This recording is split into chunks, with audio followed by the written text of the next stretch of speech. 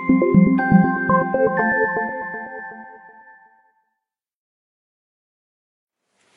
this is Priscilla with CrossFit 1088, and welcome to our second part of our 7-part kettlebell series, where we're going through kettlebell exercises to help you get a more effective workout.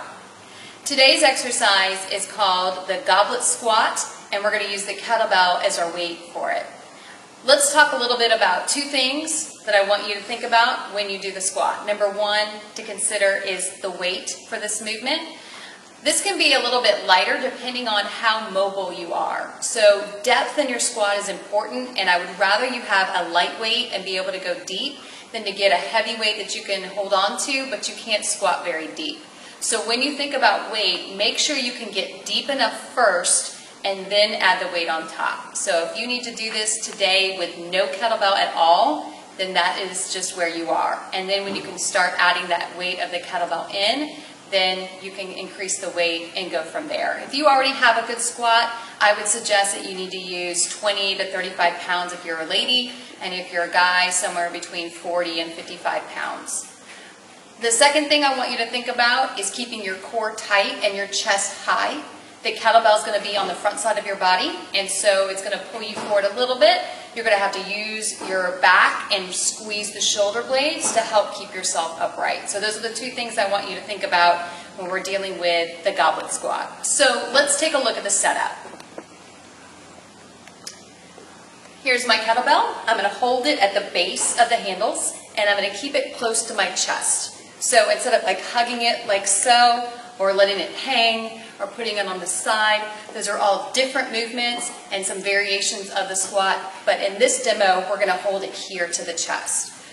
I talked about depth at the very beginning and weight and how those two correlate. So how do you test your depth? Make sure you're going deep enough. Well, I have two things here to help me take a look at that. The first one is a box, and the second one is a ball. And they're each a little different in height, and you want to use something that you've got handy to you. That may be a chair, and that may be a bench, or you may have what I have here, a box and a ball. But what I really want is to get to the ball.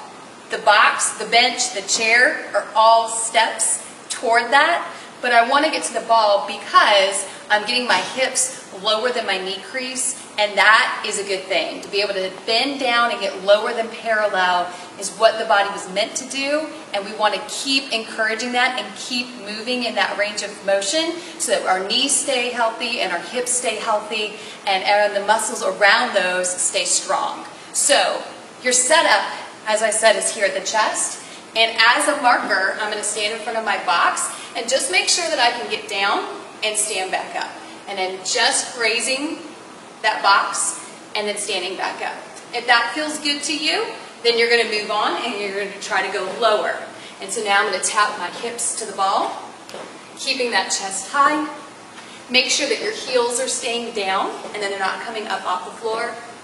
And if you can touch both of those and you're good, then ideally you want to get away from both and you just simply want to squat in the air.